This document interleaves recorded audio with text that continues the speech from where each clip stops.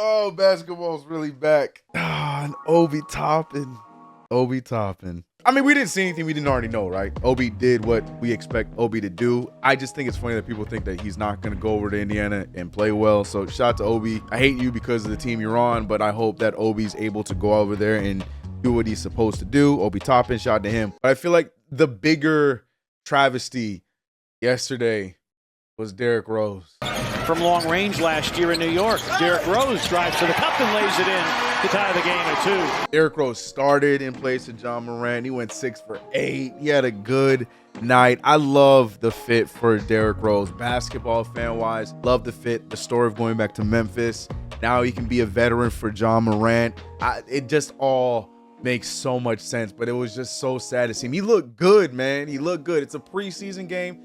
Him and Obi look great. When I see my ex-Knicks out there playing for that first time in other jerseys, it takes me a moment to be like, damn, there goes my guy. But you know, they're the enemy now. Shout out to D Rose though. I love that fit for him. Hopefully that works out in for both parties, for Derrick Rose and getting minutes, and for John Morant to get his damn mind right where he's supposed to be at. And Obi Toppin, you know, I hope he plays good basketball and the Pacers lose. That's it. But more importantly, today is the day where the New York Knicks return. We play against the Boston Celtics, who yesterday actually looked pretty solid with Porzingis entering the lineup. They also ended with some shenanigans by Peyton Pritchard, but we get to see our newish look Knicks, even though we're kind of new, but not that new against the Celtics. Now, I know it's a preseason game, so not to expect much. What are we looking at going into this game? I have a few things I'm looking for going into not just this game, but the preseason. And let's talk about that. Run the intro.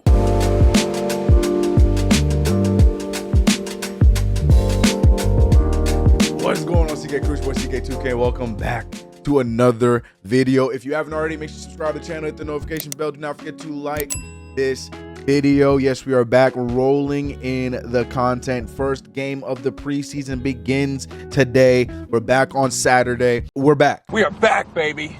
We are back. We're back. We're going to talk about the game and what I'm looking forward to in the preseason today. And then we will talk about what we saw in tonight's game tomorrow. Also, if you want to watch the game live with me, for those who know, the real ones know, we were watching the playoffs and the end of last season over on Playback. That's right, playback.tv, and we can watch this game live. All you need is a TV subscription or League Pass to be able to watch the game live with us. That's it. You don't have to pay anything extra, just as long as you have your own way of watching the game. Sign up through that and you're watching the game live with us. We have a lot of fun over there. Hope to get you guys along the way with us this season. We're going to be watching as many games as possible. My goal is to treat this game as if I'm trying to be an all-NBA player. I'm trying to watch every damn game. We will be watching over on Playback. So hit the link in the description below. It should be at the very top. Go check it out. Or it should even be pinned in the comment section. Join us tonight, 7:30 y'all time, 4:30 PST. Knicks versus Celtics, preseason. Watch live with your boy. All right. Now, I've not been very shy in expressing my fear in this rotation. Not of the players, of the rotation. Because I don't think Thomas Thibodeau has ever been presented with a team like this. Like, I was thinking back, I know there was years where he had like, you know, like Keith Bogans, and I think he had Brooks.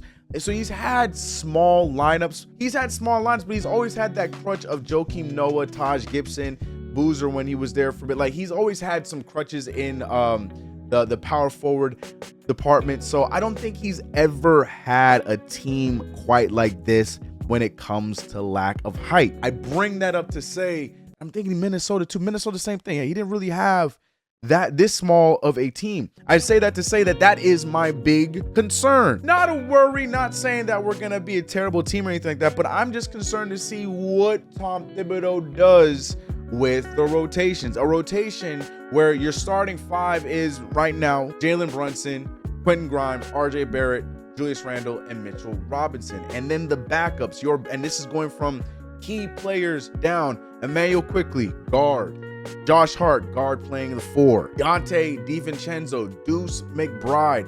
I just named 4 players. Add that to the starting 5. That's already 9 players. You know Tibbs is going to try, most likely, to run another 9-man rotation. Now, tonight, that's out the window. I'm sure he's going to be seeing who he's going to play But those are just 4 players I named. All 4 of those players are guards. Why am I doing 4 like this? That felt weird. Like, this looks weird. Sorry. And I didn't even mention guys like Isaiah Hartenstein. I didn't even mention Evan Fournier, who we know is not in the rotation. We heard that whole beef. And, you know, Tibbs saying one thing and then Fournier responding with this. To be honest, guys, I might be, like, dreaming of stuff, but to me, I can help the team. Like, I'm a good player. I can play. Sure. You know? I bring stuff that this team doesn't have, too. So I have hope to play, to be honest. I have hope to play. Maybe I'm crazy. I don't know. Maybe Tibbs made up his mind and stuff, but my role is to put him in a position where he has to think about playing me. You know, I'm going to treat every practice and every opportunity I have like it's the last, and, you know, we'll take it from here. But that's honestly how I, you know, attack it. The point of the matter is, for those who are not putting this together, there's a lot of guards on the team, and there's a little bit of a concern for me, but I'm more concerned in what Thomas Thibodeau is going to do rotationally. It worries me. I'll admit it. I'm sorry. It worries me because I don't know what he's going to do. I know the kind of things he could try to do. I could see him taking RJ Barrett out of the lineup quicker, to slide Grimes down to the 3 and possibly put DiVincenzo or IQ in with Jalen Brunson to then bring out RJ Barrett and Josh Hart later in a different rotation so he can keep things going. So when Julius Randle comes out, Hart's in. There's so many different ways I can see him playing around with this. Hartenstein's probably going to play a lot of 5 minutes. I think it's going to take some minutes for Jericho. But my question is, where does Deuce fit? Deuce ended the season solid for us defensively, and he was starting to find a shot for us. Now, mind you, we did upgrade at his position presumably upgrade his position with Donte DiVincenzo offensively, but are we going to lose defense with Deuce? Questions that I don't know if I'm going to get answers to in the preseason. I think he's, for the most part, Josh Hart will be the backup 4, but there's also going to be situations where RJ runs the 4. I think that there's going to be situations where IQ's the backup point guard, but also going to be off guard with Jalen Brunson. I think Deuce McBride is going to make Tibbs' job a little bit tougher because he's going to get minutes in these preseason games, possibly later on in the game and later in the first half and stuff like that. I think that he's going to still provide that defense that Tibbs loves so much that Tibbs is going to try and find a way to get him in the rotation, but then who loses minutes because of that? I think that's also something to look at. So rotationally, that's the biggest question mark I'm looking at when it comes to tonight's game, Saturday's game, so on and so forth in the preseason going on until the October 25th opener. That's what I'm looking at. What do you guys say? Am I worrying too much about rotations? Do you guys worry about it? Do you have an option that you think Tibbs is going to do? Let me know your thoughts about all of that in the comments below. But along with rotation, I'm also looking at who are the guys that I'm expecting to make a big leap this season. Now, there's the obvious answers of you want to see Julius Randle take that next step. You want to see Jalen Brunson go into the all-star step. And I really think Jalen Brunson is going to take another step, even though he had took a big step last year. I expect him to take another big step this year to not only make him an all-star level player, but to get the conversation going a little bit more aggressively on the actual value of Jalen Brunson throughout the entire league. But that's another video for another day. The players that I'm looking at to take that ultimate leap, that big leap this year, is none other than Quentin Grimes. I mean, RJ Barrett definitely is somebody that I expect to take another leap. I think RJ Barrett's main factors this year is going to be efficiency and passing the ball at the right time. But for me, I'm more concerned about the efficiency because efficiency comes with the good shooting. Will he know when to shoot? Will he know what's a good shot? Can he finish around the rim consistently rather than missing? Like, those are the kind of things I'm looking at RJ Barrett.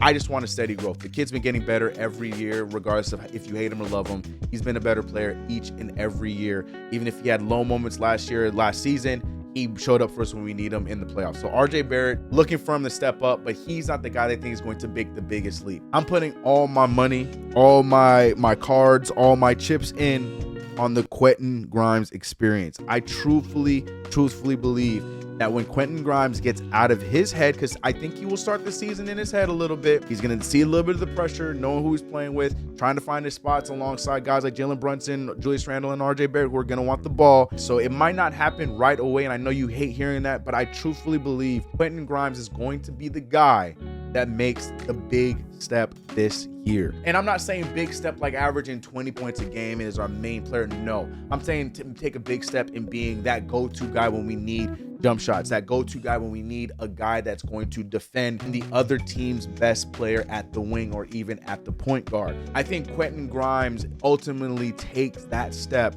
where he's going to be one of the most dependable players that's not one of our marquee star guys. If you're asking for specifically what kind of stat line I'm looking for Quentin Grimes, I mean, to be real with you, there's a lot of people that need the ball. You're expecting Jalen to be in the 20s. Shoot, I'm expecting Jalen to be in the high 20s. I'm expecting Julius Randle to stay in the 20s, and I'm expecting RJ Barrett to hover between 19 and 21 a game. So where do the rest of the points come from? So I'm looking at Quentin Grimes, who's going to be starting. I'm looking at him to make that jump to a 13, 14 points per game off of very efficient shooting. Thibodeau loves the kid. He's given him opportunity, and I know he's going to be a little bit of a slow burn because he has to figure out his role with this team, when he's going to get the ball, when he's going to get touches.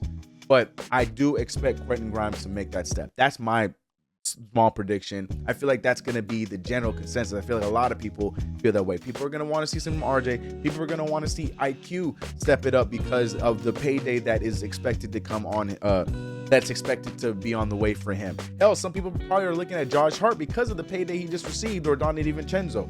But to me, Quentin Grimes is a guy that I feel like is going to be not just the X factor, but is going to be one of the key players for this team that's not named Jalen Brunson, Julius Randle, or even RJ Barrett. But what says you? Am I putting too much pressure on the kid? Am I expecting too much from the kid? Do you agree? Do I think that that's a fair enough assessment? Let me know your thoughts about everything. The preseason games tonight. What are you expecting from the team? Talk to me in the comment section below. But if you haven't already, subscribe to the channel, hit the notification bell. Do not forget to like this video. People, I hope to see you over on Playback tonight for preseason action. I will be live in the chat. We will also be talking. It's a good vibe. If you've never been a part of the Playback games, you gotta come through. It's a vibe. It's a lot of fun. You'll have a great time. I will see you guys tonight. If not, I will see you in tomorrow's video. Let me know your thoughts in the comments below. I'm out of here. Let's get it. Basketball's back, baby. But more importantly, the Knicks are back. I'm hyped up, man. I'm hyped up. I'll see you on Cold pizza Tuesday. I got food up in the fridge. Y'all keep looking for that new wave. I think I like it how it is.